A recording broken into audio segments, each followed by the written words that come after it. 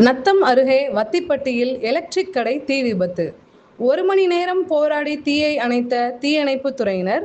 சுமார் 16 லட்சம் ரூபாய் மதிப்புள்ள பொருட்கள் தீக்கு இரையானது.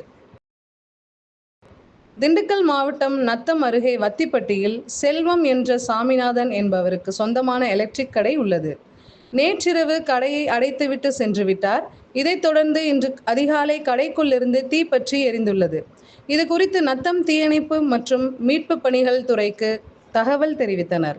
சம்பவ இடத்திற்கு நிலை உதவி அலுவலர் அம்சராஜன் தலைமையில் சவுந்தரராஜன், மகேந்திரன், ராமராஜன் உள்ளிட்ட 7 பேர் கொண்ட வீரர்கள் குழு சென்று உடன் தீயை அருகிலுள்ள மற்ற கடைகளுக்கு பரவாமல் செய்ததுடன் கடையில் பற்றிய தீயை கட்டுக்குள் கொண்டு வந்து முற்றிலும் அணைத்தனர். இந்த பணியில் சுமார் 1 மணி நேரத்திற்கும் நடந்ததை தொடர்ந்து அந்த பகுதி முழுவதும் பரபரப்பாக காணப்பட்டது.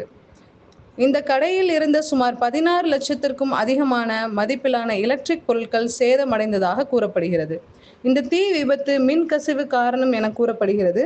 இது குறித்து நத்தம் காவல்துறையினர் தீ விபத்துக்கு காரணம் மின் கசிவா அல்லது வேறு எதுவும் காரணமா என்று குறித்து போலீசார் விசாரணை செய்து வருகின்றனர்.